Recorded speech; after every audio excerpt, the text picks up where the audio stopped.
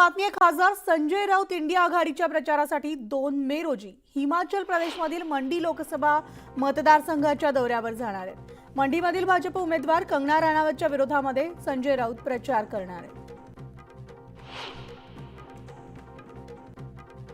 सिंधुदुर्ग दौऱ्यावर येणाऱ्या उद्धव ठाकरेंना नारायण राणेंनी आव्हान दिले। फडणवीसांवर टीका करताना वापरलेले शब्द ठाकरेंनी सिंधुदुर्गामध्ये येऊन बोलून दाखवावेत आणि मगच परत जायचा रस्ता कुठून जातो हे देखील मी त्यांना दाखवतो, असं राणेंनी म्हटलंय।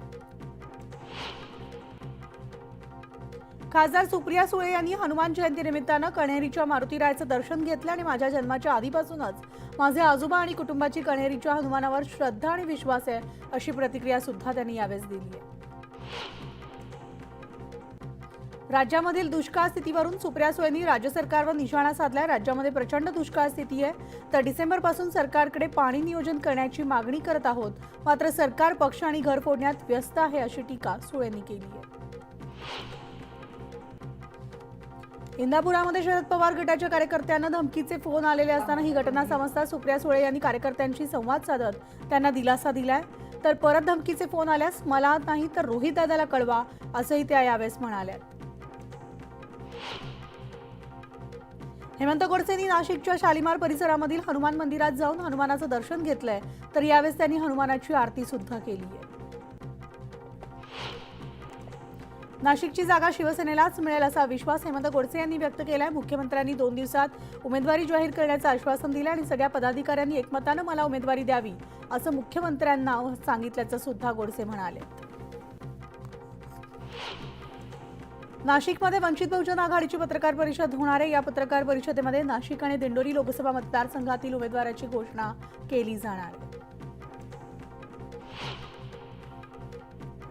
अहमदनगर लोकसभा मतदारसंघामधील मवियाचे उमेदवार निलेश लंके आज उमेदवारी अर्ज दाखल करणार आहेत। अर्ज दाखल करण्यापूर्वी आई आणि पत्नीकडून निलेश लंकेचं औक्षण करण्यात आले। ग्रामस्थ आणि समर्थकांकडून लंकेंवर फुलांची उधळण करण्यात आली आहे। राष्ट्रवादीचे विद्यमान खासदार सुनील तटकरे यांचा बालेकिल्ला असलेल्या रायगडमध्ये आज शरद पवारांची तोफ धडाडणार आहे, तर महाविकास आघाडीचे उमेदवार अनंत गीते यांच्या प्रचारासाठी माणगाव तालुक्यातील मोरबा इथं शरद पवारांची सभा होणार आहे। मावळ लोकसभा मतदारसंघाचे मविया उमेदवार संजोग वाघेरे आज उमेदवारी अर्ज दाखल करणार आहेत आणि यावेळी आदित्य ठाकरे, माणिकराव ठाकरे, सचिन अहिर आणि अमोल कोल्हे यांच्या उपस्थितीमध्ये मोठं शक्ती प्रदर्शन करण्यात येणार आहे।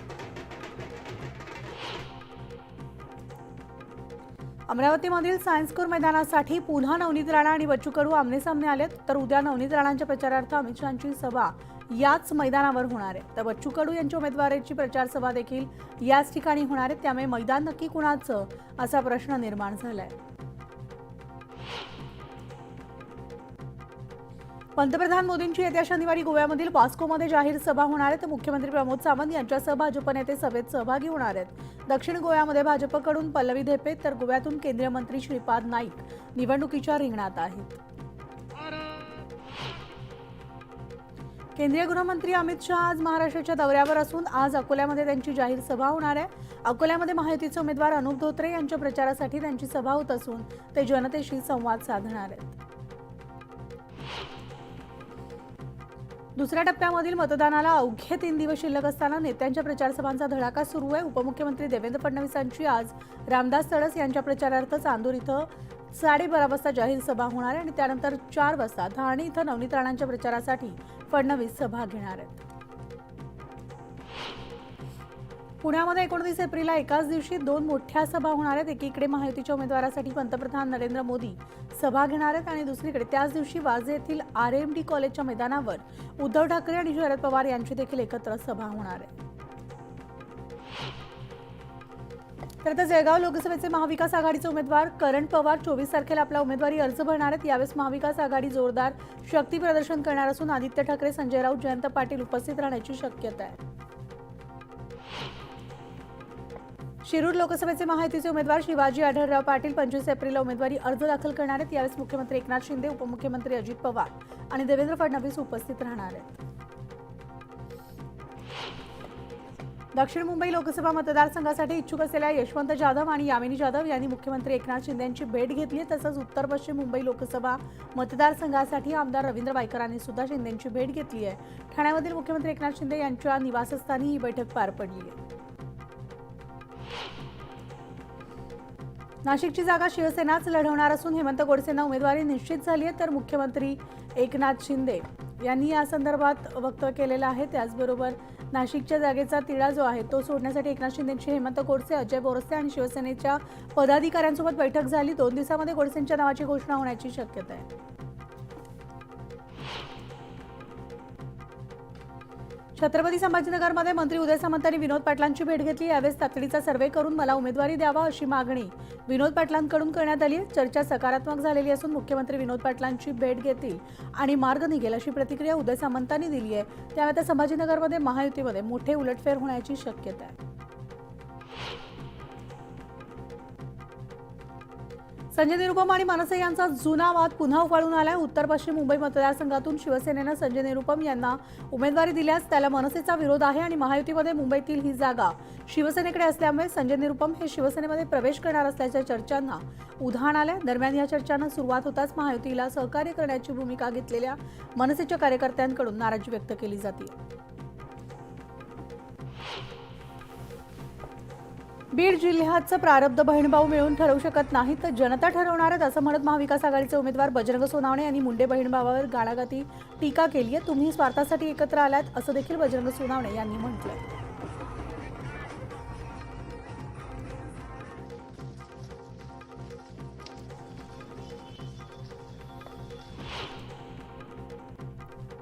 आनंद गीतेंच्या प्रचार सभेला भास्कर जाधवांनी हळदीचं कारण देत दांडी मारल्यामुळे विरोधकांनी भास्कर जाधवांवर टीकास्त्र सोडलंय। जाधवांना उमेदवारांच्या प्रचारापेक्षा लग्न महत्त्वाचं वाटत असेल तर त्यांचा निर्णय घेतलेला असावा अशी टीका शिवसेनेच्या योगेश कदमांनी केली आहे। तर भास्कर जाधव गीतेंचा प्रचार करत नसतील तर आनंद गीते बॅकफूटवर जातील असा टोला देखील कदमांनी लगावलाय। राज ठाकरेंचा निर्णय मनसे कार्यकर्ते निष्ठेनं पाळतील आणि महायुतीच्या उमेदवाराच्या पाठीशी उभे राहतील असा विश्वास मनसे नेते अविनाश अभ्यंकर यांनी व्यक्त केलाय। चुकीला चूक आणि चांगल्याला चांगलं म्हणण्याचं धाडस केवळ राज ठाकरेंमध्येच आहे असं अविनाश अभ्यंकर यांनी म्हटलंय।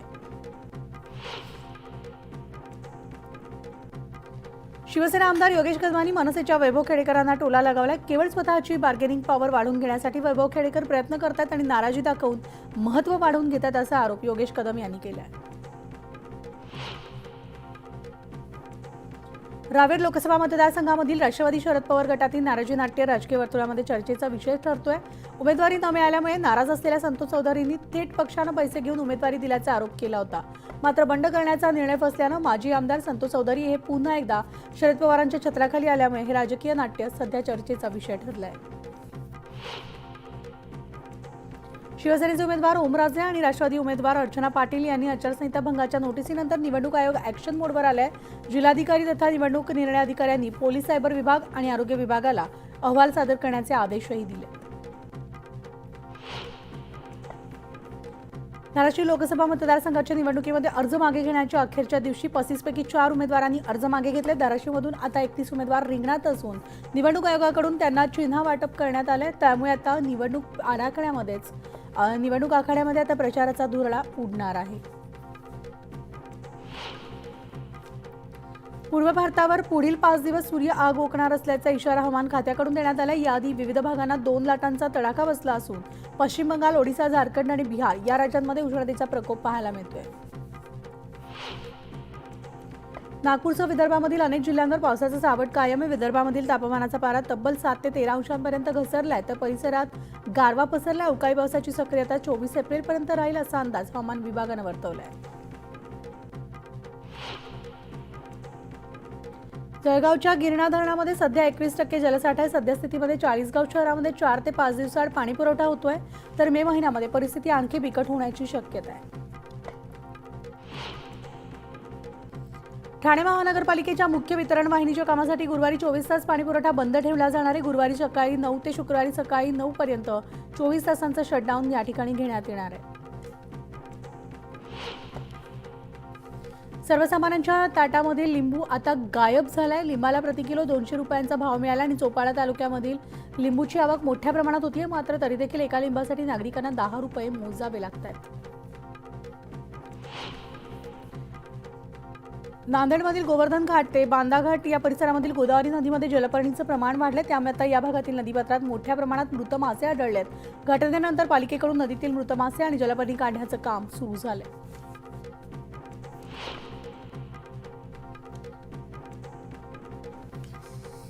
तर बॅटरी आणि चिप यांच्या किमती आता कमी होऊ लागल्या. त्यामुळे आगामी वर्षभरामध्ये इलेक्ट्रिक वाहनांच्या किमती 3 लाख रुपयांपर्यंत कमी होण्याची शक्यता आहे.